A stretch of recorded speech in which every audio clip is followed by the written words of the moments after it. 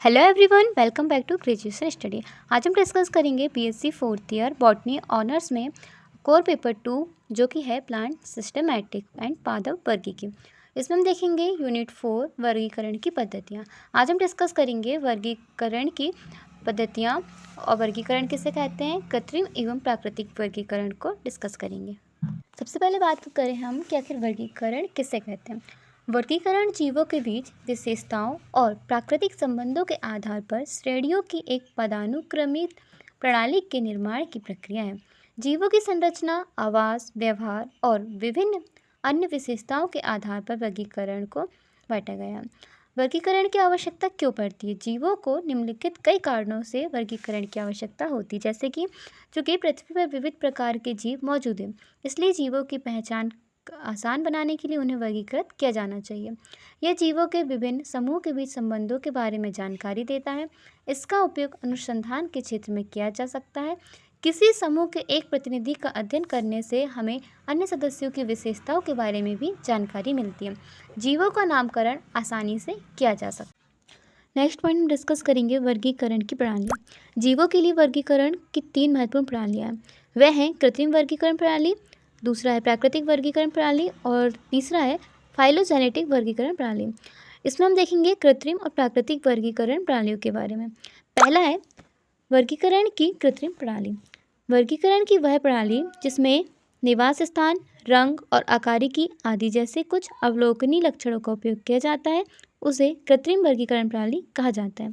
कृत्रिम वर्गीकरण प्रणालियों के उदाहरणों में अरस्तु द्वारा जीवों का वर्गीकरण, इसी के साथ साथ अरस्तु द्वारा पौधों का वर्गीकरण और लिनियस के द्वारा वर्गीकरण प्रक्रिया शामिल है। बात करते हैं इसमें अरस्तु द्वारा जीवों का वर्गीकरण। अरस्तु ने जीवों को उनके निवास स्थान के आधार पर 3 प्रकारों में वर्गीकृत किया। उन्होंने जानवरों को उनके निवास स्थान के आधार पर हवा में रहने वाले, जमीन पर रहने वाले और पानी में रहने वाले जीवों में वर्गीकृत किया है। जलीय जीव या जल में रहने वाले जीव पानी में रहने वाले जीव होते हैं। उदाहरणों में मछलियाँ और समुद्री घास आदि शामिल हैं।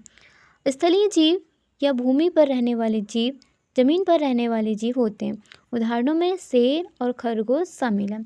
हवा में रहने वाले जीव उड़ सकते हैं। उदाहरणों में कीड़े और चमगादड़ शामिल हैं।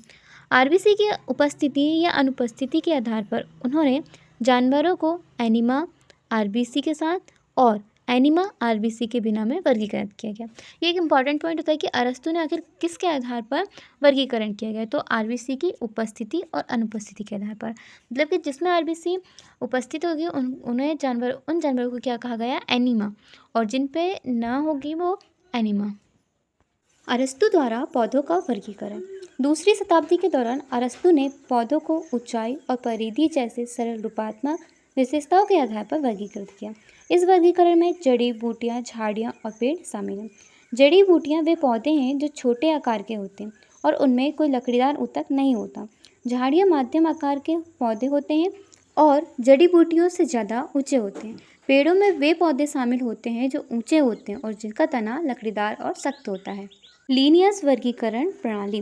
कार्ल लिनियस ने 7300 फूलदार पौधों को प्रजनन अंगों की संरचना, नर और मादा अंगों की संख्या और व्यवस्था जैसी सतही रूपात्मक विशेषताओं के आधार पर 24 वर्गों में वर्गीकृत किया। इसे आमतौर पर वर्गीकरण की लैंगिक प्रणाली भी कहते हैं। कृत्रिम वर्गीकरण प्रणाली के कुछ नुकसान होते हैं, जैसे कि वर्गीकरण की कृत्रिम प्रणाली के कुछ नुकसान इस प्रकार हैं। पहला, जिन जीवों में घनिष्ठ संबंध होता है वे अलग अलग समूह में विभाजित हो जाते हैं। उदाहरण के लिए चमगादड़ और व्हेल समझाती हैं। यह जीवों को वर्गीकृत करते समय लैंगिक और रूपात्मक लक्षणों को समान महत्व देता है।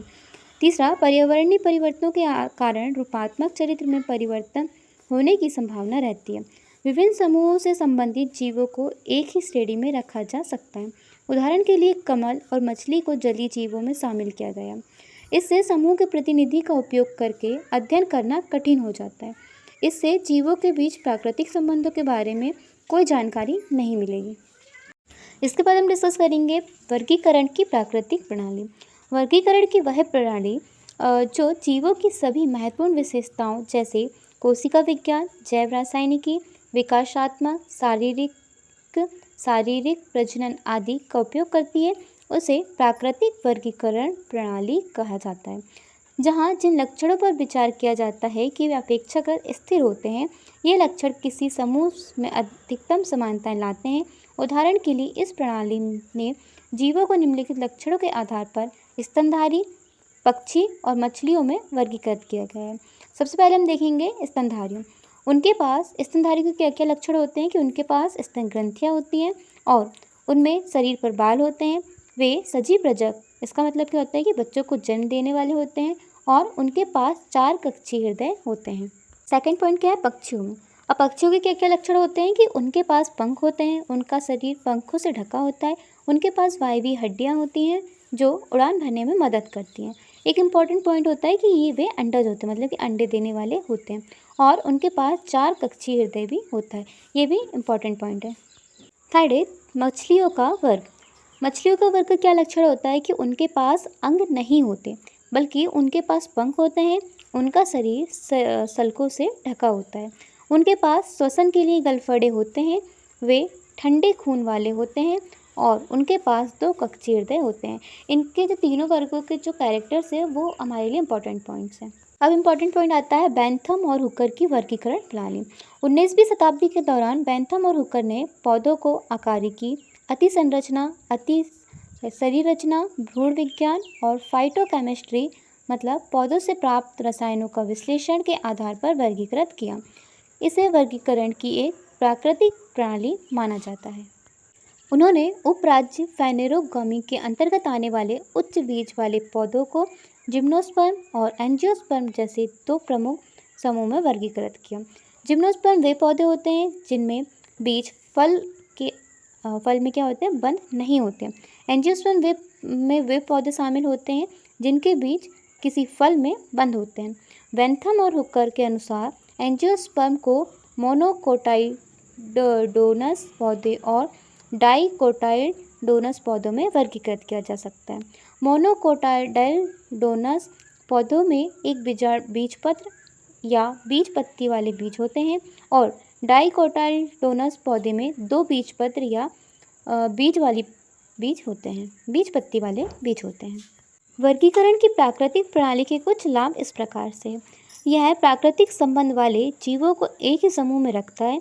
इसी के साथ यह विभिन्न समूह से संबंधित जीवों को एक ही श्रेणी में समूहीकृत होने से रोकता है। यह कई अक्षरों को संसाधित करता है और डेटा को सटीकता देता है। यह प्रणाली विकासवादी संबंधों और विभिन्न वर्गों की उत्पत्ति को इंगित करता है। इसी के साथ इम्पॉर्टेंट पॉइंट क्या होता है, वर्गीकरण की कृत्रिम और प्राकृतिक वर्गीकरण प्रणालियों के बीच अंतर। कि कृत्रिम प्रणाली में क्या होता है, सीमित संख्या में रूपात्मक वर्णों का उपयोग किया करता है और प्राकृतिक प्रणाली में कई रूपात्मक वर्णों का उपयोग करता है। कृत्रिम प्रणाली वर्गीकरण के लिए आदत और आवाज़ को ध्यान में रखा जाता है, जबकि प्राकृतिक प्रणाली में यह वर्गीकरण के लिए आदत और आवाज़ का उपयोग नहीं करेगा। कृत्रिम प्रणाली यह जीवों के बीच प्राकृतिक संबंधों पर विचार नहीं करेगा, जबकि प्राकृतिक प्रणाली यह जीवों के बीच प्राकृतिक संबंधों पर विचार करेगा। कृत्रिम प्रणाली में क्या होता है कि यह संबंध जीवों को एक ही समूह में रखता है, जबकि प्राकृतिक प्रणाली यह असंबद्ध जीवों को एक ही समूह में नहीं रखता है। यह संबंधित जीवों को अलग अलग समूह में रखता है और यह संबंधित जीवों को अलग अलग समूह में नहीं रखता। कृत्रिम प्रणाली इसमें कोशिका विज्ञान, शरीर रचना विज्ञान, कोशिका रसायन विज्ञान, जैव रसायन विज्ञान, आनुवंशिकी, ऑन्टोजेनी आदि के लक्षणों का उपयोग नहीं किया जाता है, जबकि प्राकृतिक वर्गीकरण प्रणाली में कोशिका विज्ञान, शरीर विज्ञान, कोशिका रसायन विज्ञान, जैव रसायन विज्ञान, आनुवंशिकी, ऑन्टोजन आदि से प्राप्त लक्षणों का उपयोग करती है। जो कृत्रिम वर्गीकरण प्रणाली होती है वो क्या होती है, यह जीवों की शीघ्र पहचान के लिए उपयोगी होती है, जबकि प्राकृतिक वर्गीकरण प्रणाली इसे त्वरित पहचान के लिए नियोजित नहीं किया जा सकता, क्योंकि यह प्रणाली बहुत सारी विशेषताओं का उपयोग करती है। हम कृत्रिम वर्गीकरण प्रणाली का उदाहरण देखें तो इसमें शामिल होगा अरस्तु का प्राकृतिक वर्गीकरण, और प्राकृतिक वर्गीकरण में कौन शामिल होगा, बेंथम और हुकर का वर्गीकरण।